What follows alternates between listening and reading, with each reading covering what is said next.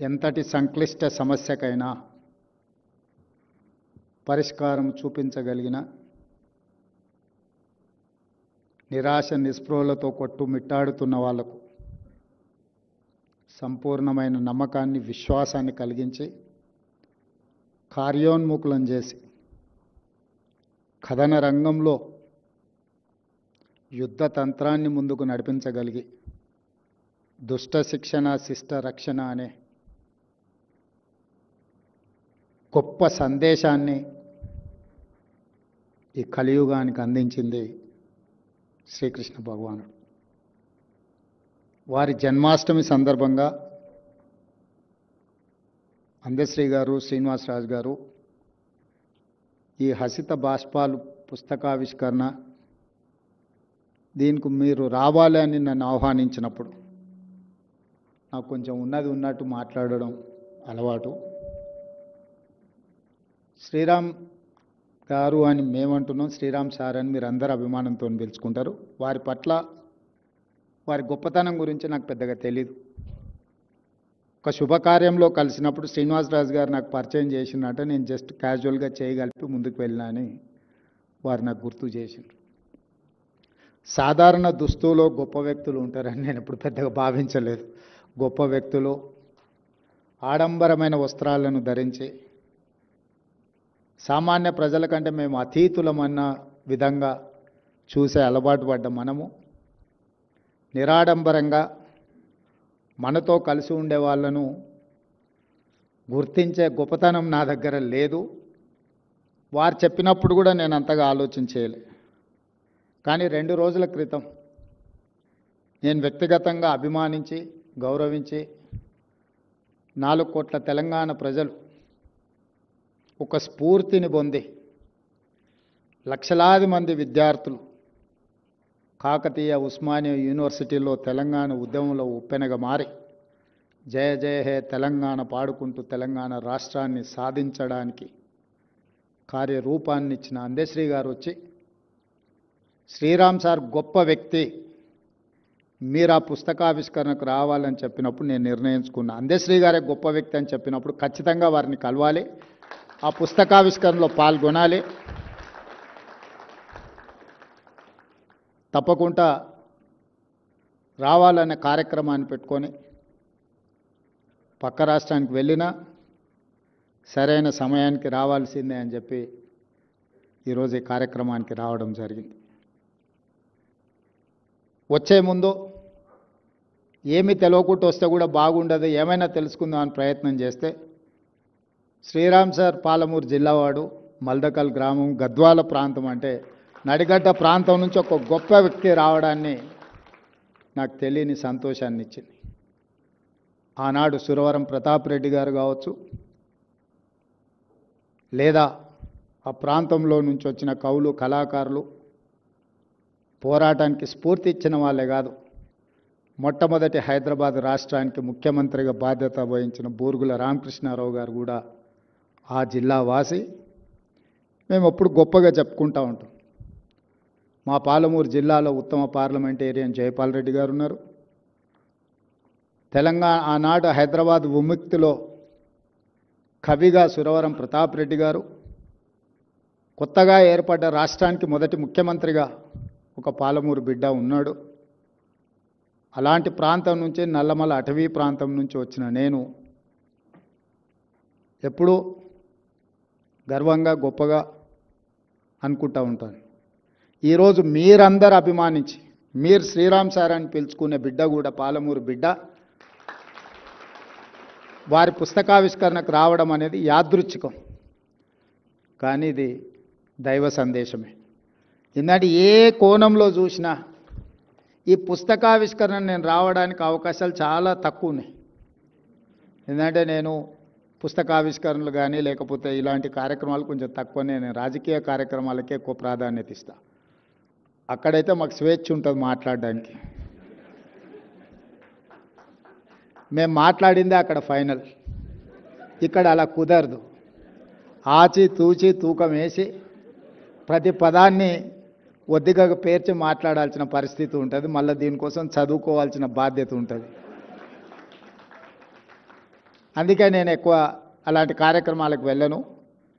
కానీ అందశ్రీ గారు వారు ఖచ్చితంగా నాయన నువ్వు రావాలి, నేను ఆత్మహత్య చేసుకోవాలని భావించినప్పుడు వారి నీడ నన్ను తాకింది, నా జీవితంలో గొప్ప మార్పు ఈరోజు అందశ్రీని కాగలిగినని వారు చెప్పినప్పుడు తప్పకుండా వెళ్ళాలి, వెళ్ళి కలవాలి అని ఇక్కడికి వచ్చిన. నేను రావడం మీ అందరినీ చూసిన తర్వాత నా నమ్మకం రెండింతలైంది. నిజంగా వారు గొప్ప వ్యక్తి. నేను స్వయంగా తెలుసుకునే అవకాశం వచ్చినా రాకపోయినా మీ అందరినీ చూసిన తర్వాత అందశ్రీ నుంచి మొదలు పెడితే నూరి దత్తాత్రేయులు వరకు వారిని వ్యక్తిగతంగా అభిమానిస్తున్నారు అని అంటే ఖచ్చితంగా వారు ఆదర్శంగా తీసుకోవాల్సిన గొప్ప వ్యక్తి అని నేను ఈరోజు భావిస్తున్నాను. తెలంగాణ సమాజం కవులకు పోరాటానికి స్ఫూర్తినిచ్చిన గడ్డ. అది గూడ అంజన్న కావచ్చు, దాశరథి కావచ్చు, కాళోజీ కావచ్చు, అందశ్రీ గారు కావచ్చు, గద్దరన్న కావచ్చు, గోరెటి వెంకన్న కావచ్చు, వీళ్ళందరూ కూడా పోరాటానికి, తిరుగుబాటుకు, ధిక్కార స్వరానికి వేదికలై ప్రజలకు ఒక స్ఫూర్తిని, ప్రజలకు స్వేచ్ఛను, ప్రజలకు సామాజిక న్యాయాన్ని, ప్రజలకు సమానమైన అవకాశాలు ఇవ్వడానికి సర్వం కోల్పోయి వాళ్ళు అండగా నిలబడ్డ సమాజం తెలంగాణ సమాజం. చాలామంది మేము ఉద్యమకారులం, ఉద్యమాల నుంచి వచ్చినామని చెప్పుకుంటూ ఉంటారు. కానీ నిజమైన ఉద్యమకారుడు ఎవరు? నేను ఉద్యమకారుని అని చెప్పుకోలే. దానికి ఉదాహరణే అందశ్రీ గారు. చెగువేరా నుంచి మొదలు పెడితే అందశ్రీ వరకు ఉద్యమంలో ప్రజలకు స్ఫూర్తినిచ్చి లక్షలాది మందిని ఉద్యమ బాటను నడిపించి విజయ పథం వైపు నడిపించిన వాళ్ళు సర్వం కోల్పోయారు. ఆస్తులు కోల్పోయారు, అంతస్తులు కోల్పోయినరు, వాళ్ళ కుటుంబాలు నిర్లక్ష్యానికి లోనైనాయి. కానీ కొద్దిమంది వ్యక్తులు ఉద్యమకారులమని చెప్పుకునే వాళ్ళకు టీవీలు వచ్చినాయి, పేపర్లు వచ్చినాయి, ఫామ్ హౌజులు వచ్చినాయి, వేల కోట్ల పెట్టుబడులు వచ్చినాయి. అయినా మేము ఉద్యమకారులమని చెప్పుకుంటూ ఉంటారు. ఈ రెండిటికున్న అంతరం ఏందో అందశ్రీ గారే చెప్పాలి. నాకైతే అర్థం కాలే ఇప్పటివరకు. మేము ఉద్యమాన్ని కూడా ఆసరగా చేసుకున్న రాజకీయ నాయకులమే అని నేను అనుకుంటా తప్పితే ఉద్యమకారులనే గొప్ప పదాన్ని మాకు మేము ఆపాదించుకుంటే అది సరైనది కాదేమో అని నేను అనుకుంటా. రాజకీయ ఉద్యమం నేపథ్యంలో రాజకీయ ప్రయోజనాన్ని అంచనా వేసుకొని గాలి ఏ వైపు వీస్తుందో అంచనా వేసుకొని గాలికి అనుకూలంగా ప్రణాళికలు సిద్ధం చేసుకొని పేరుబంధం పేగుబంధం తెంచుకొని దేశానికే నాయకత్వం కావాలి, నాయకుడు కావాలని దురాశతోని బయలుదేరి ఉన్నది పోయింది, ఉంచుకుంది పోయింది అనే పరిస్థితులు ఈరోజు రాష్ట్రంలో రావడం జరిగింది. కానీ ఓ అందశ్రీ, ఓ గద్దర్ వాళ్ళు ఏం ఆశించలే, ప్రజల స్వేచ్ఛను ఆశించారు. ప్రజల భావన, ప్రజల యొక్క ఆలోచన, ప్రజలకు ప్రేరణనివ్వాలి, ప్రేరేపితం చేయాలి, ప్రజల్ని నడిపించాలన్న ఒక సంకల్పంతో వాళ్ళు ముందుకు నడిపించారు. అందుకే 10 సంవత్సరాల ప్రతిపక్షంలో ఉన్నప్పుడు కానీ, అంతకంటే ముందు 10 సంవత్సరాలు తెలంగాణ ఉద్యమంలో ప్రజాప్రతినిధిగా పాల్గొన్నప్పుడు కానీ, ఈనాడు 20 నెలలు తెలంగాణ రాష్ట్ర ముఖ్యమంత్రిగా బాధ్యత స్వీకరించిన తర్వాత కానీ ఏ రోజు కూడా అందశ్రీ గారి పట్ల మొదటి రోజు ఉన్న గౌరవము ఈ రోజు వరకు ఆ గౌరవం పెరిగింది తప్ప ఎక్కడ తగ్గలే. ఈరోజు చాలామంది నీకు అధికారం వచ్చింది కదా, నిన్ను ఇబ్బంది పెట్టిన వాళ్ళని ఏదైనా చేయడానికి నీకు అవకాశం ఉంది కదా అంటే నేను చెప్పిన, నేను ఎవరిని శత్రువులుగా చూడను. నేను శత్రువుగా చూడాలంటే కూడా వాళ్ళకి ఆ గొప్పతనం ఉండాలి, ఆ స్థాయి కూడా ఉండాలి. నేను ఒక సామాన్యమైన గ్రామీణ ప్రాంతం నుంచి, వ్యవసాయ కుటుంబం నుంచి సరిగ్గా 17 సంవత్సరాలు 2006లో జిల్లా పరిషత్ మెంబర్గా ఇండిపెండెంట్గా గెలిచిన. 2007లో ఎమ్మెల్సీగా ఇండిపెండెంట్గా గెలిచిన, 2009లో మొదటిసారి ఎమ్మెల్యేగా గెలిచిన, 2014 రెండోసారి ఎమ్మెల్యేగా గెలిచిన, 2019లో పార్లమెంట్ సభ్యుడు, దేశంలోనే పెద్ద పార్లమెంట్ నియోజకవర్గమైన మల్కాజ్గిరి పార్లమెంట్ సభ్యుడిగా గెలిచిన, 2023లో తెలంగాణ రాష్ట్రానికి ముఖ్యమంత్రిగా కాగలిగింది. గ్రామీణ ప్రాంతం నుంచి, వ్యవసాయ కుటుంబం నుంచి, మధ్యతరగతి ఉమ్మడి కుటుంబంలో పెరిగిన నేను ఇంత గొప్ప అవకాశాన్ని 4 కోట్ల తెలంగాణ ప్రజలు ఇస్తే, ఈ అవకాశాన్ని 4 కోట్ల తెలంగాణ ప్రజల యొక్క సంక్షేమం కోసము, అభివృద్ధి కోసము, ఈ ప్రాంత అభ్యున్నతి కోసం ఉపయోగించకుండా నాకెవరో నచ్చలేదనో, నాకెవరి మీద కోపం వచ్చిందనో నేను ఈ అధికారాన్ని ఒకవేళ వినియోగిస్తే నాకంటే మూర్ఖుడు ఇంకొకడు ఉండడు అని నేను భావిస్తున్నాను. అందుకే ఈ 20 నెలల్లో వాళ్ళు చేసుకున్న పాపాలకు వాళ్ళు పోతారని నేను కర్మ సిద్ధాంతాన్ని ఎక్కువ నమ్ముతా. మనం చేసుకున్నది మన ఎంబడి వస్తుంది, ఎవరెంత చేస్తే వాళ్ళకి అంత వస్తుంది, వాళ్ళు అనుభవిస్తారని నేను ఎక్కువ నమ్ముతా. నేను అప్పుడప్పుడు ప్రతి వారానికి ఒక్కసారి అయినా 1 గంట 2 గంటలో ఈ వారంలో ఏమేం చేసినా, ఏమైనా మంచి పనులు చేసినా, ఏదైనా కోపం వచ్చి రాజుగారు లాంటి వాళ్ళ మీద ఏమైనా కోపగించుకున్నానంటే దాన్ని బ్యాలెన్స్ చేయడానికి మళ్ళీ ఏదో ఒక ప్రయత్నం చేస్తా. అప్పుడప్పుడు వస్తుంటుంది. అనుకున్న పని అనుకున్న సమయానికి జరగకపోతే ఓసారి విసుగు వస్తుంది, ఓసారి అసహనం వస్తుంది, ఇంకోసారి కోపం కూడా వస్తుంది. ఆ కోపం వచ్చినప్పుడు ఎదురుగా ఎవరైనా ఉంటే వాళ్ళ దురదృష్టం, నా తప్పు కాదు అది. అందుకే నేను కోపం వచ్చినప్పుడు తక్కువ మాట్లాడతా, తక్కువ మందిని కలుస్తా. ఎందుకంటే నాకు కోపం వస్తే ఒక్కోసారి అది అట్లుంటుంది.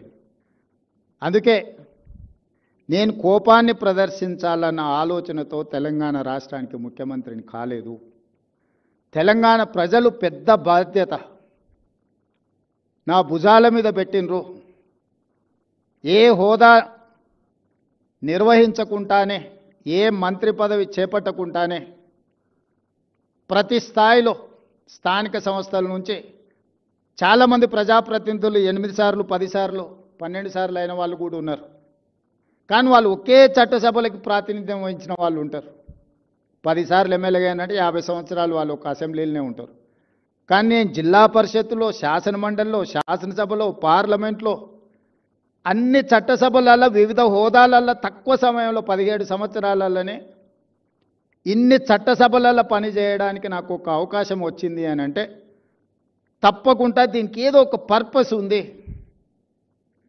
దేవుడు నాకు ఒక అవకాశం ఇన్ని రకాలుగా ఇస్తున్నాడు అని అంటే ఈ సమాజానికి నా వైపు నుంచి చేయవలసింది ఎంతో ఉంది అని ఆ బాధ్యతతోనే ఈరోజు ముఖ్యమంత్రి పదవి నిర్వహిస్తున్న తప్పితే నన్ను ఇబ్బంది పెట్టినరానో, లేకపోతే నాకు నష్టం కలిగించినరానో, నాకు కష్టం కలిగించినరానో నేను ప్రదర్శించదలుచుకోలేదు. నా గెలిపేజాలు వాళ్ళ దుఃఖానికి, ఇంకంతకంటే బాధ ఆవేదన నేనేమి ఇవ్వగలుగుతా వాళ్ళకి. నేను ఆ కుర్చీలో కూర్చోవడం, సంతకం పెడుతుంటే వాళ్ళ గుండెల మీద గీత గీసినట్టే ఉంటుంది కదా. ఆ మధ్య భారత్ సమ్మిట్ నిర్వహించినాం. ఆ తర్వాత ప్రపంచ సుందరీమణుల పోటీలు కూడా హైదరాబాద్ నగరంలో నిర్వహించినాం. అప్పుడు కొంతమంది విమర్శించారు. వాళ్ళు పర్యటనకు వచ్చినప్పుడు కమాండ్ కంట్రోల్ రూమ్ కానీ, సెక్రటేరియట్ కానీ, ఇతర కట్టడాలన్నీ మేము కట్టినవే చూపించినావు కదా, నువ్వేం చేసినావు అని. పాపం వాళ్ళకి తెలియదు ఏంటంటే 109 దేశాల నుంచి ప్రపంచ సుందరీమణులు, ఆ దేశ ప్రతినిధులు వస్తే 109 దేశాల సుందరీమణులతో పాటు ఆ దేశ ప్రజల్ని జయ జయ హే తెలంగాణ గీతం నేను పాడించిన. ఇంతకంటే గొప్ప అవకాశం. ఇన్ని దేశాల ప్రతినిధులను తెలంగాణ కళాకారులు రూపుదిద్దిన తెలంగాణ తల్లి ముందు వాళ్ళందరినీ మొకరిల్లింపజేసిన నేను. ఇది గొప్ప తెలంగాణ సంస్కృతికి తార్కణం. బిల్డింగులు కట్టడం, మా అందశ్రీ అన్న మేస్త్రిగా కూడా బిల్డింగులు కట్టగలడు. కానీ ఒక మేస్త్రి రాసిన జయ జయ హే తెలంగాణ గీతాన్ని 109 దేశాల ప్రతినిధులను నేను పాడించగలిగిన, వాళ్ళకి ఆ భావనను